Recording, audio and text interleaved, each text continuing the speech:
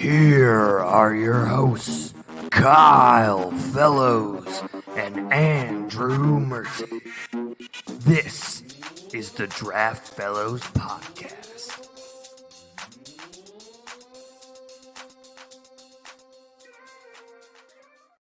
Welcome back to episode 14 of the Draft Fellows Podcast. I'm Andrew Mertig. That is Kyle Fellows. Together, we are the Draft Fellows. Make sure to check us out on YouTube or the audio version on your favorite podcasting platform. Today is the second part of our AFC West draft review. If you want to check out the other divisions we've covered or the first two teams for the AFC West, you can follow the channel or audio podcast. Kyle, how are you doing? I am doing really well. Excited to continue conversation around the AFC West with you.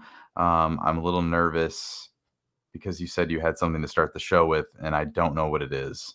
Yeah, okay. We are like a week-ish away from the release of the new EA college football game. Okay. Were you at any point like really into the college football video game? No, I was a big Madden player for a good bit. Back in the days when like Peyton Hillis was on the cover. Oh, yeah. Like Michael Vick, right? Like the way throwbacks. I had a couple years where I got into the NCAA and loved doing like the, just the tradition of the college football piece of it, but I never stuck with that as much as I did the Madden. So are you an NCAA guy? Are you really excited about this? I was pretty big into it, maybe even more so than Madden, whatever it was 10, 11 years ago. And since have greatly missed it. So I'm very excited for the release. Gonna be on it way more than I probably should as an adult. Absolutely. But I need to make a big decision, and we can discuss this off the air. But I traditionally would always build up the Idaho Vandals or Army, but neither one seems like a realistic option this year. So I don't know. Maybe I'll go with San Diego State, Yeah, I mean the local team, right? Like that makes sense for you. Like local flavor, yeah. but I don't know. So Yeah, if you have any feedback on who I should rebuild, how long, like, because I'm with you, like Madden for me was always like I liked playing the game, but I would I'd be the crazy guy who would sim the season and then do the off season just because like we're who we are and like team building is like Yep. we're messed up a little bit. So in the college game, like how long does it take to make like San Diego State good? Like can you do that? Because it's not like you don't have free agency, right? Like you have to build the program. So I'm curious, like how long does that take? I Or would do you not say know? Like is in this previous yeah. iterations, maybe like 3 to 4 seasons at most before you're pulling in a bunch of 5 stars and Okay. All right. Yep. you're just like unbeatable. Yeah. They say it's going to be more challenging this time around. So I guess Okay. we'll all find out together. Okay. All right. Sounds good. Well then. But yeah, in fact, the Madden simming to the end of the season is why my brother started teasing me when I was a little kid and being like, Andrew's always like, draft. So that's where the passion comes from. They didn't. But anyways, this is who we were always going to be. So now we're here. So let's talk about what we're here to talk about, right? Today is which AFC. is the draft. And first up, we have the Las Vegas Raiders. And in the first round at pick 13, they take tight end Brock Bowers out of Georgia. In the second round, they come back with interior offensive lineman Jackson Powers Johnson out of Oregon. In the third round, they get tackle Delmar Glaze out of Maryland. In the fourth, they get cornerback Camarian Richardson out of Mississippi State. In the fifth round, Tommy Eichenberg, the linebacker out of Ohio State. In the sixth round, Dylan Laub, the running back out of New Hampshire. In the seventh, 2 picks, safety Trey Taylor from Air Force and cornerback MJ Devonshire out of Pittsburgh.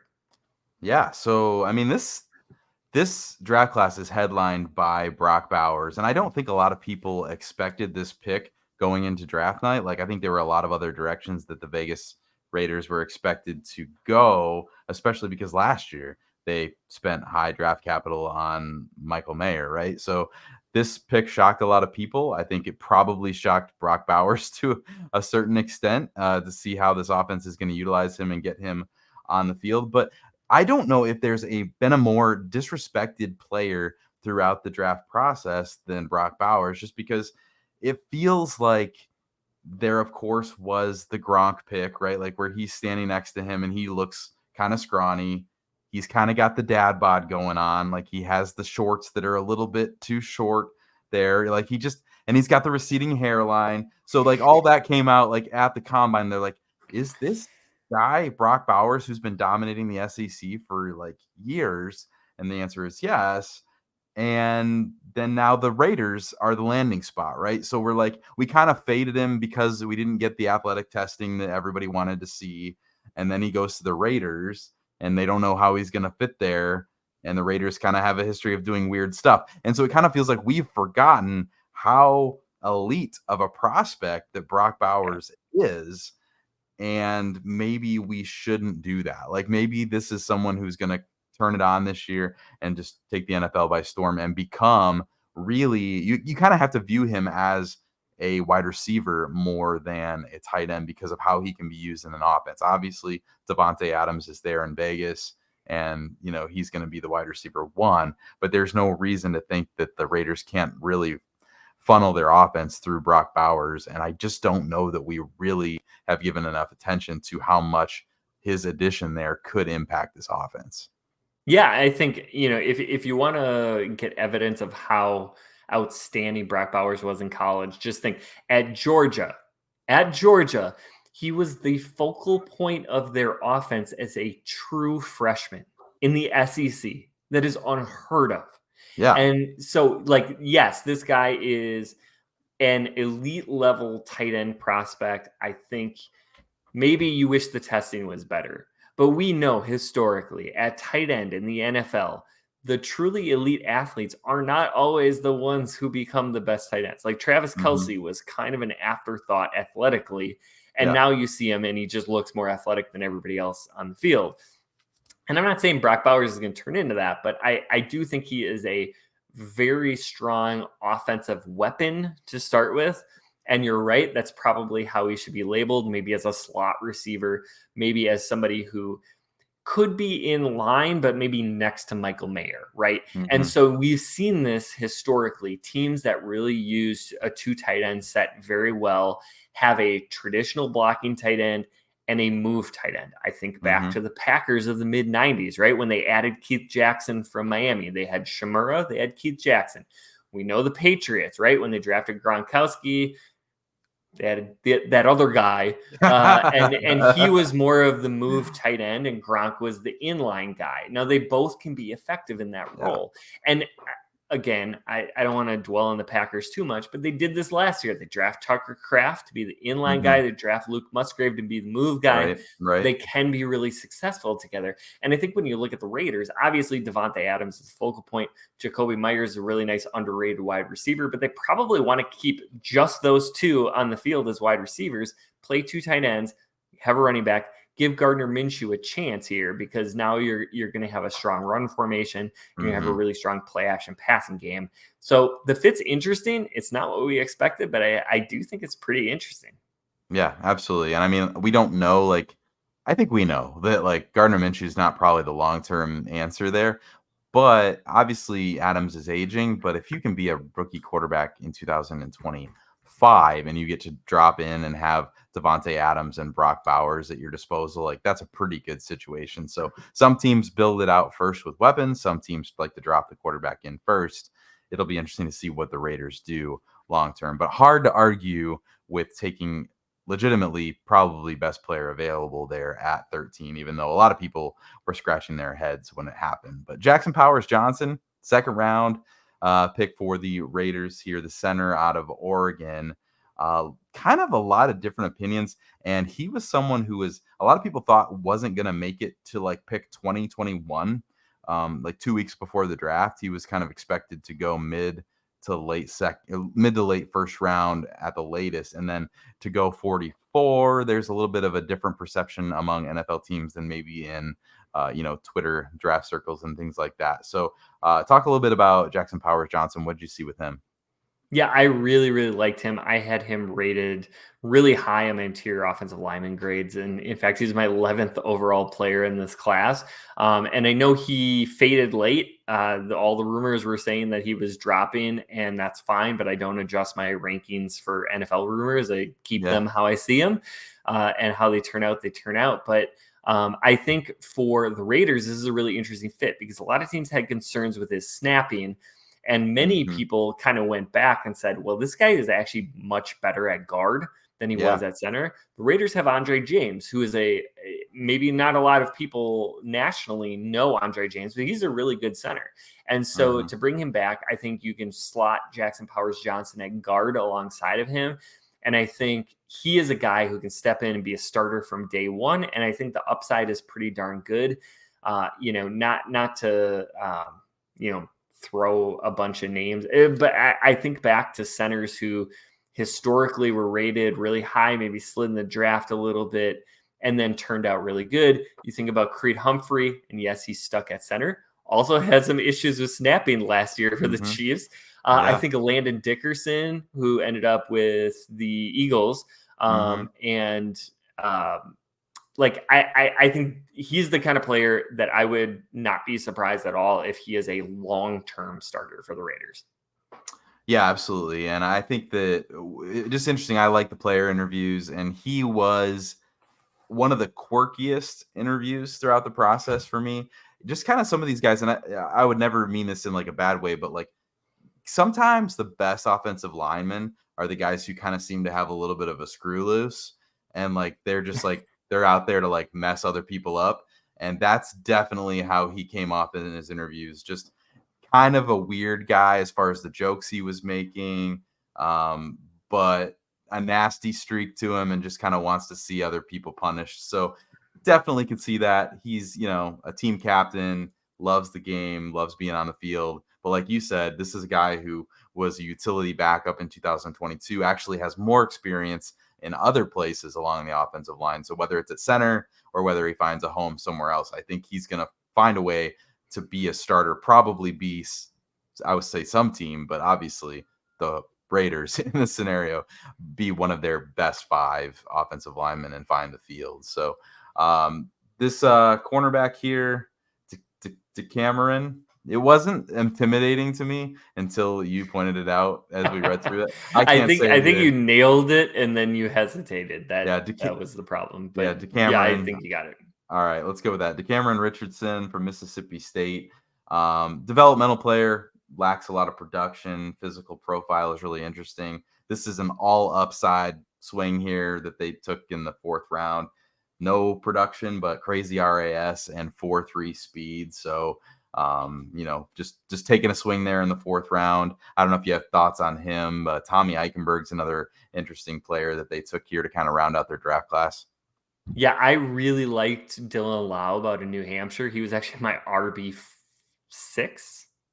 Yeah. Wow. Wow. Um, Yeah. and I really, really like him in the pass game. I think he could probably line up at slot receiver. Like he's that Mhm. good. We just kind of talked about how maybe the Raiders don't need a slot receiver. Yeah. But out of the backfield on 3rd downs, I think he runs with really good patience and vision. He's quick, maybe not like a lot of long speed, but I guess who cares? Mhm. Really good hands. I like him there. And added value in the NFL this year, I think he's a really outstanding kick returner. Oh, yeah, good And point. I really liked Trey Taylor out of Air Force, the safety, probably a lot more than a lot of people did. I think he's really raw, but he's strong, he's physical, he's got really good athletic measurables. I think he could develop into something really fun. Yeah, yeah, I agree, and Lobby is the guy that, like, I put down, Danny Woodhead, James White, Yeah. kinda two Yeah. Patriot guys. He's a Probably not little gonna. bigger than those guys, though. Yeah, yeah. So maybe a little bit more versatile, and maybe he can carve out a bigger role, but he's probably not going to be a bell cow, but can do a lot Yeah. of those receiving things. And his story is really fun because in kind of his interviews, you can tell like he wasn't supposed to make it as a college player, and he made it as a college player, and then he wasn't supposed to make it as an NFL player. And now he's here and has an opportunity, and so he's just kind of a lunch pail guy, just happy to be here. No, there's no he's not looking past the opportunity. He's going to make the most Yeah. of it absolutely here. And so that's really exciting. And you cheer for guys like that. And then I just want to mention Eichenberg a little bit more as the guy who at first I thought in the interviews again, he doesn't like interviews. And so he kind of comes off as a real jerk. But then you just kind of learn that like he's about his business and he does not like the cameras. And he that's not what this is about for him. But really, really good run defender. Not going to be your best player against the pass, like in coverage. But he's a 2-year captain for Ohio State. Ryan Day called him the quarterback of their defense. And so a lot of those guys, like, not maybe the most athletic guy in the world, but he can be the quarterback of the defense and he can bring the leadership and that kind of intensity. A lot of those guys figure out a way to stick and have a lasting NFL career. So I kind of like a lot what the Raiders did late in this draft with Lobby and Eichenberg. And so, I mean, I think that if you can get a couple of those guys to hit late, like that can really flip your franchise around pretty quickly. Yeah, and I think, probably a lot of people were saying the same things about Robert Spillane when he was in Pittsburgh that you just mentioned about Tommy Eichenberg. And look, like he had a phenomenal year last year for the Raiders, and now looks to be entrenched as a starting linebacker there. So, maybe they can get some really good special teams value out of Eichenberg for now and potential starter down the line. And Antonio Pierce is gonna like the kind of player Tommy Eichenberg is. Yeah, 100%. So now we'll transition over to the Los Angeles Chargers, and they had the 5th overall pick where they took offense tackle Joe Alt out of Notre Dame. In the 2nd, they grabbed wide receiver Ladd McConkey out of Georgia. In the 3rd, linebacker Junior Colson out of Michigan. In the 4th round, defensive lineman Justin Eboigbe out of Alabama. In the 5th round, they had 2 picks, both cornerbacks. Tahib Still out of Maryland and Cam Hart out of Notre Dame. In the 6th round, they get Kamani Vidal, the running back out of Troy. And in the 7th, both wide receivers, Brendan Rice out of USC and Cornelius Johnson out of Michigan. Where do you want to start, Kyle? Man, we always start at the top. What are we doing? Let's start at the top. Joe Alt, like this is the 5th overall pick. This was like the most dramatic pick that everybody knew was going to happen. Like, right? Like they wide receiver. Are we going to take a wide receiver? We all knew that like this was probably going to be a trenches edition. And it was cool to me, just like, and I'm not like saying like I know everything, but like it was cool to see them pick the best player. Like a lot of people thought that they might get cute with this and like try to take another. Who was the other big offensive tackle that was rumored to be going to them at the end of the process? The Alabama. Latham? Yeah, Latham. Everybody thought that maybe they were going to take the big body mover and Latham, but they stuck with Joe Alt, and I think that just why would you pass on the cornerstone piece that Joe Alt is when you have the opportunity to take him? If you're not going to take the skill guy, like take the guy who's going to be the rock solid left tackle for you for the next 10 years. And I mean, this is a guy who's a tight end convert, and you see that kind of movement skills when he's on the field. He loves the game. He's a team guy, young prospect, smart, instinctive, hand usage and technique is really good, and he's young. So like the upside is there, and he's a complete prospect now. There's really no world where you see Joe Alt failing. And for the Los Angeles Chargers, like you need players that you know are going to hit. So I love that they made this pick, and they just picked a guy who's going to be with them for the next 10 years. Yeah, I had Joe Alt as my number 1 overall prospect in the whole draft. Higher than Marvin Harrison, higher than Caleb Williams. I think Joe Alt is phenomenal. Coming in the draft process, I thought like this is a really solid guy. His tape is flawless. He's probably at his ceiling. And then you realize he turned 21 after the draft. Mm-hmm. He had a 9.91 RAS. He's huge. He moves like a tight end convert. And he's fantastic already. He's been coached up at Notre Dame. He's so solid, and I think he has a really high floor, but I do think there's a ceiling there. And I think it is not unrealistic to look back in 3 years and be like, this is the best offensive tackle in the game. Like he can be another Trent Williams style player, and that would not surprise me in the least. I absolutely love it. I think it makes all the sense in the world. Yeah, and I think that we don't know like if they would have taken Marvin Harrison if he had been there, But just, sticking and picking the best player available, I think makes a ton of sense. It helps Justin Herbert. And we know that the Chargers want to run the ball. So 100%, like, this is going to help them in 2 phases of the game. And so it makes sense in that regard as well. But Ladd McConkey, I mean, they needed weapons. So it's not like they didn't address it, right? But they waited to pick 34, and they took Ladd McConkey, who a lot of people really, really like. And apparently, I don't know, Andrew, is this going to be the Los Angeles Chargers wide receiver 1 in 2024? Yeah, I think the way they run their offense, it's less important who is the wide receiver 1 and, who happens to be open on the play action 3rd down and 4. Yeah. Right? Like, I mean, there's Yeah. gonna be a lot of run, play action pass going on here. But yeah, I like McConkey a lot. He's my 26 overall prospect. I think for this offense, he's going to be the slot receiver.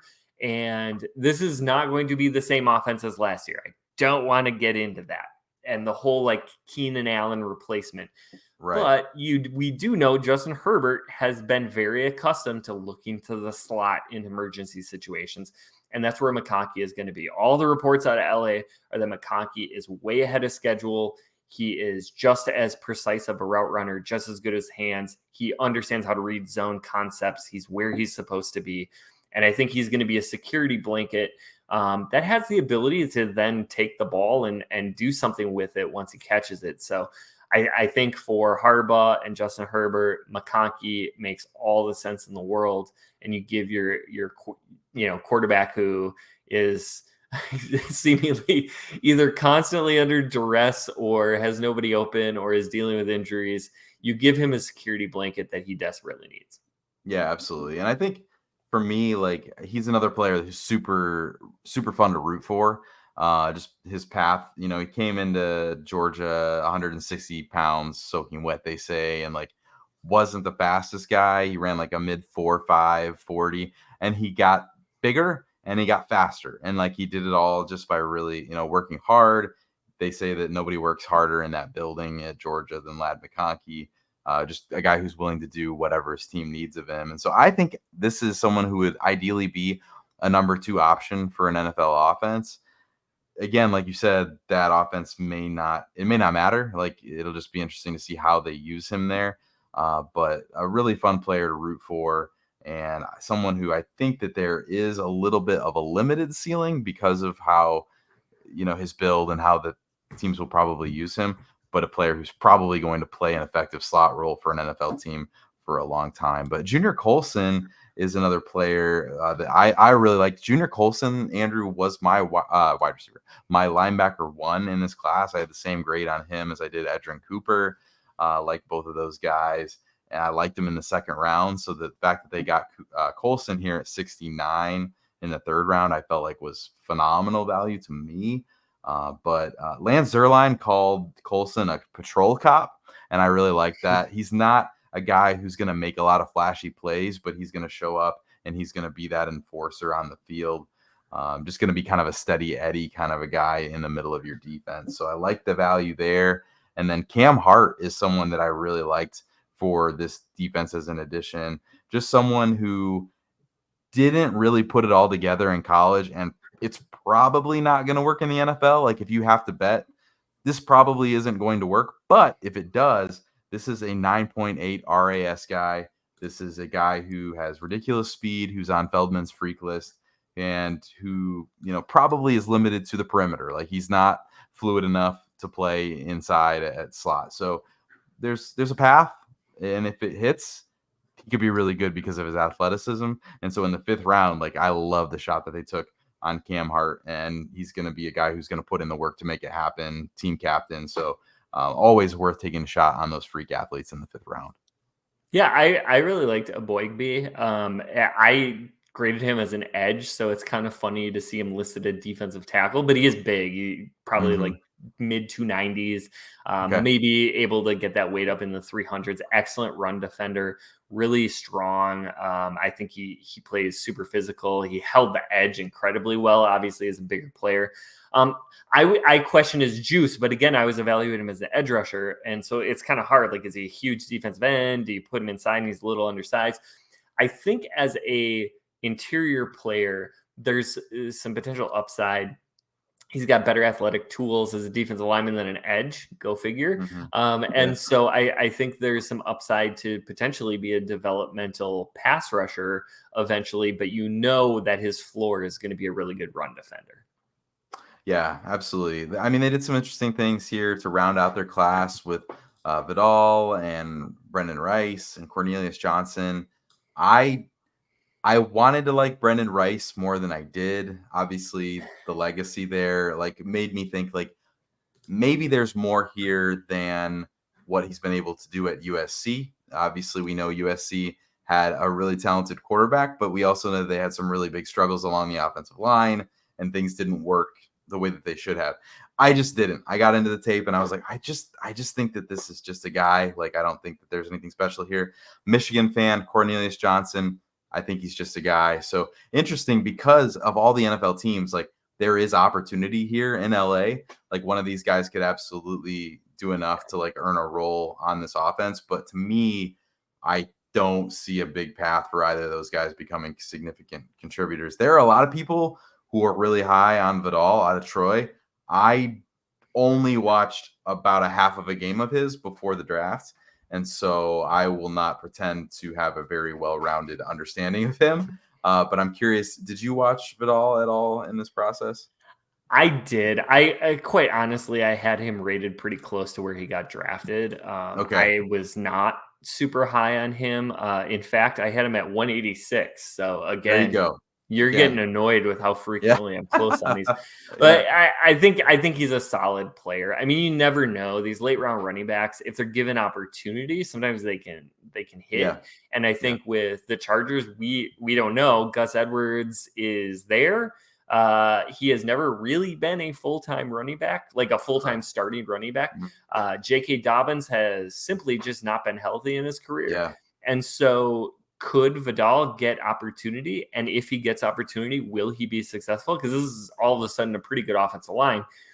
Yeah, I think he could be. Yeah. I don't think there's anything super special about his game, but I think, as we've seen, late round running backs can be productive given the right circumstances. Yeah. It'll be fascinating to see what happens. Obviously, we've seen far less talented running backs, make well with limited opportunity. And so that may be the case for him if things fall that way. It'll just be interesting to see what the Chargers do because everybody's kind of saying that this is going to be a run-heavy offense. That doesn't mean it's going to be a bad offense or a boring offense. That just means it's going to be a different offense. So lots of things to pay attention to here with the LA Chargers and, of course, with the Raiders as well as they try to turn things around there in Las Vegas. But thanks for joining us on the show. Make sure you like and subscribe to the show, and we'll be covering each division in football over the next couple weeks as we continue.